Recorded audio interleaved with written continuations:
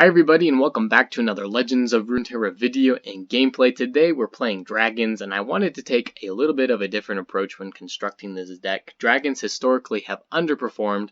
We haven't seen them a whole lot. Like when they were initially, or when Shyvana, I should say, was initially released during this last expansion, we did see her quite a bit, but it's definitely fallen off. There are other decks that are just a lot better than dragons right now. But the archetype itself and the units are pretty cool.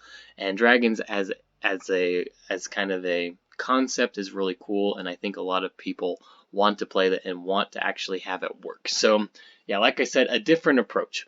We're running this more as a Fiora deck. We want to have a whole bunch of combat tricks in order to level up Shyvana and Garen and use their level up abilities to win the game. Shyvana is kind of interesting. She was a little bit underpowered. She probably still is. They addressed it a little bit by giving her an additional attack stat during this last patch. What that does, it doesn't allow her to remain on the board any easier, but it will grant her level up condition just a little bit easier. And be able to level her up a little bit quicker, which is good in this case because another part of this deck is that we aren't running a whole lot of dragons in the deck as a whole. We are relying more on dragon generation from units in order to get dragons in our hand and be able to play them. And so we have the Egghead Researcher, we have Inviola's Vox, and we have the Eclipse Dragon. Each of those cards has the ability to produce dragons, which is great because we can include these cards in our deck, get dragon cards in our hand, and then be able to fill the other cards in our deck with combat tricks that we can use in order to keep Shyvana and Garen and these other dragons alive. Which is why it kind of runs like a Fiora deck. So yeah, we got Pale Cascade, Sharp Sight, Single Combat. We have Relentless Pursuit, Strafing Strike, Riposte, and Concerted Strike. All of these cards are placed in the deck specifically to help keep our units alive and to control the enemy side of the board while leveling up Shyvana and leveling up Garen. So that is basically the gist of the deck. We're using these cards to kind of survive, generate dragons, get them out, and then win late game with additional attacks from Garen. We get the attack token each round, and then with something like Relentless Pursuit. We're also running a one-off of Dragon's Clutch, which is pretty important because if we haven't drawn any dragons by the turn 4, we can use Dragon's Clutch as a one-off in a lot of cases to pull Shyvana. Because we're only running 3 dragons in our deck as a whole, there's a good chance that we can pull Shyvana with our Dragon's Clutch if we need to. And then the Solari Shield Bearer is being included as well to mitigate some damage early on, especially if we're going against aggressive decks, which is probably one of our main foils. You'll notice that we don't have a lot of units to place early on, and that can be a big issue. I'm not saying this deck is perfect, by no means is it. We're just trying to take a different look at dragons and see if we can get decks to work. So anyway, if you enjoy this video, don't forget to like and subscribe to the channel, and we will see you tomorrow. Thanks. Okay, so we're going against a Braum and a Vi deck. So this is probably going to be a kind of spell-based deck where we are trying to level up Vi pretty quickly, and then they'll put, you know, the Sunworks map and then be able to deal quite a bit of damage to the Nexus. This could also include the Starlit Seer, so we'll watch out for that, see what happens.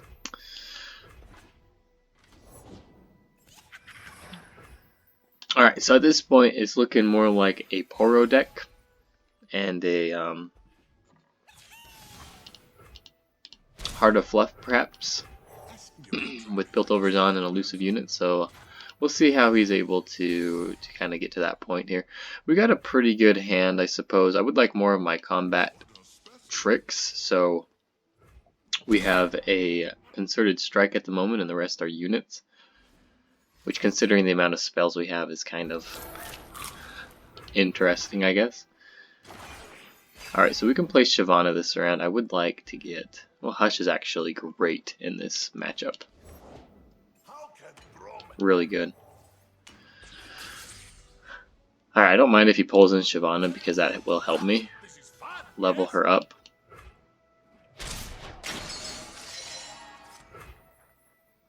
Alright, this I think is okay. He does get the 4/4 out of it, which can be a little bit scary, I guess. Let's go ahead and put out Garen. We'll see if he's got a buy now. Hush is going to be absolutely, I think, massive.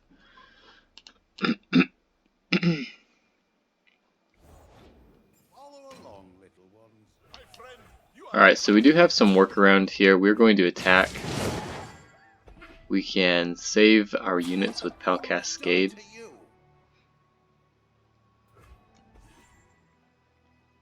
So this is kind of a hand read. If he had another Poro snacks, he would most likely block with the Mighty Poro.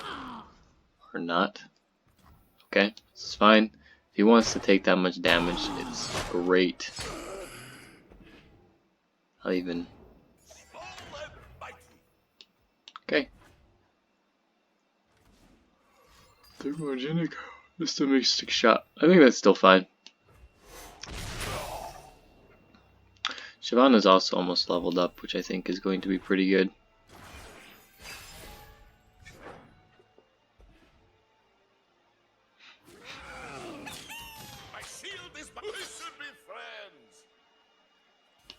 Yeah, we're gonna block like this.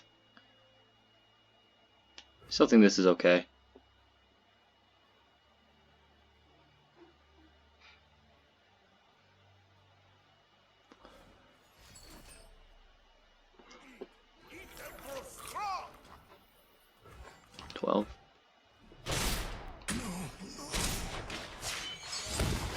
There are none like me.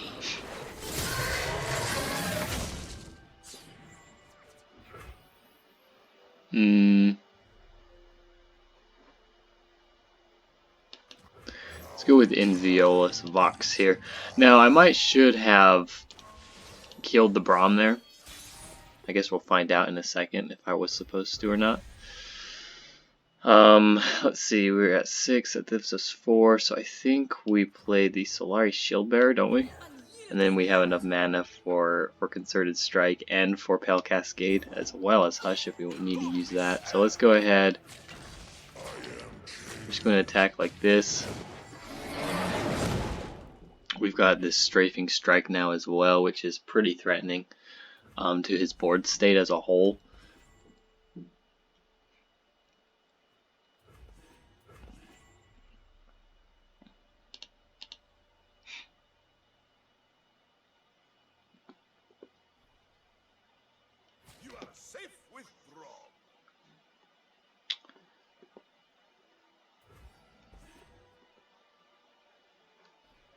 I mean, he's got to know I'm using Strafing Strike, right? He's got no spell that's going to be able to deal that amount of damage.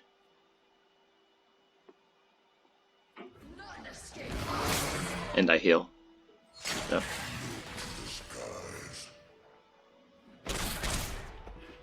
One, two, three, four, five, six, seven, 8. Alright.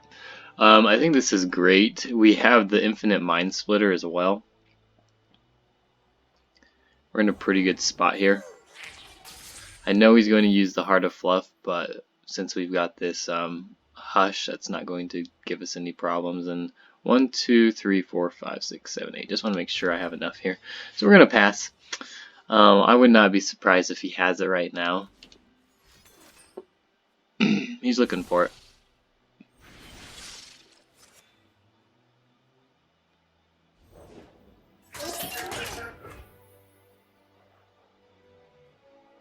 Can't react. Which one's the most annoying here? Probably the biggest. Let's just kill it.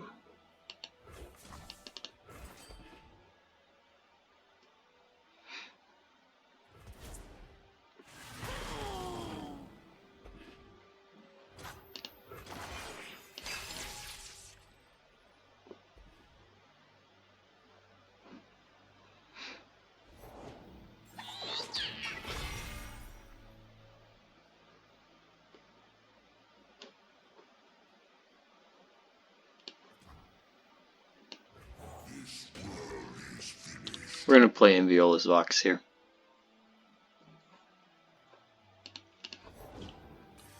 There's his Heart of Fluff. which is basically his move here. So yeah, we're going to pass, which is why we kept the Hush. That's his move, basically.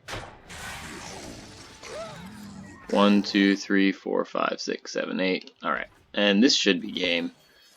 But yeah, we were keeping the Hush basically the entire time.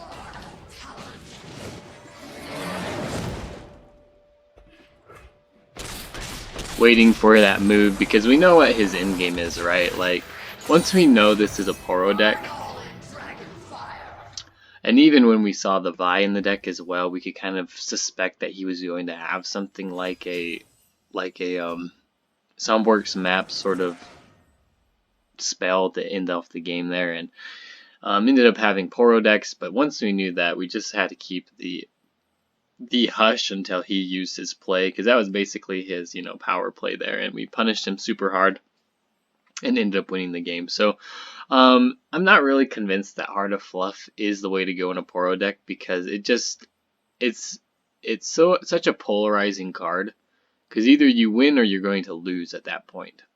Because what it does is it narrows your deck, or not your deck, your board state to a point where you've got only one blocker, and if the enemy is developed in any way and they manage to stop you with anything like a stun, you know, Hush, anything at all, then the next round you're pretty much going to lose. So I don't think Heart of Fluff is the way to go.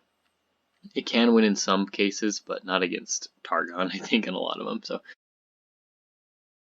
Alright, we're going against Piltover Zon, Shadow Isles. I think this is probably going to be, if I were to guess, a Gunsmith deck. I'm going to get rid of all of these. I'm going to keep the Shyvana. I need to find some earlier cards. And we get one with the Egghead Researcher, which is great. Yeah, I think single combat is going to be important to have as well with Shyvana and with these potential Funsmith's Broodmother. Okay, so I have put down 3 Egghead Researchers in a row, and each time I have drawn a Stalking Broodmother, which is crazy. Okay, so this is going to be go hard. Yeah, it's pretty evident, I believe. Yeah, so let's see what we got here. Chump of Wumps. I honestly like my Ezreal deck a little bit better. Okay, we can play Shyvana here. I think we're pretty safe. He would need to have 2 Get Excited to take my guy out. Rekindler. That's interesting. Alright, anyway, we are going to attack here.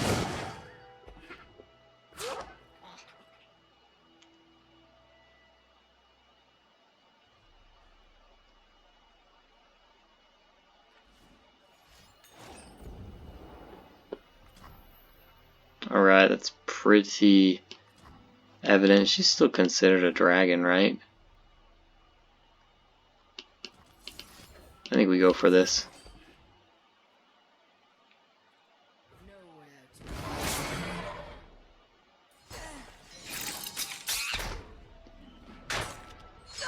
I'm going to take out both of his units.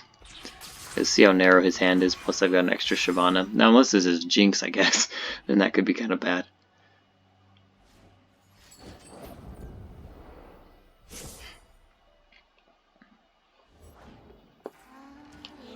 Alright, Phantom Prankster, we're pretty safe with a Garen here. 4, 6, single combat as well. 9, let's attack.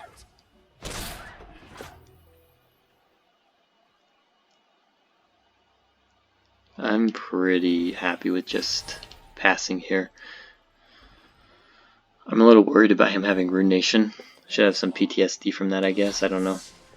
Okay, now we're pretty safe in playing Shyvana here. We can even play single combat to... And we're gonna wait.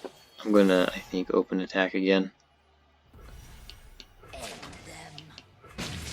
Garen is going to level up here.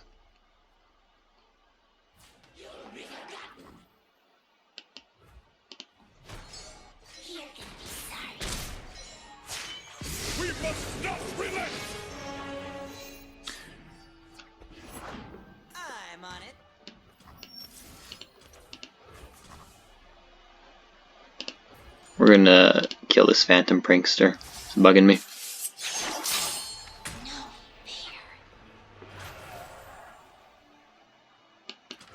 Stalking Broodmother's coming down. And now he's kind of forced to open attack here. Yeah.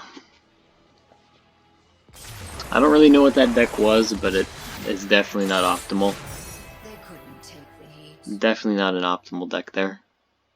So, a little bit of trouble trying to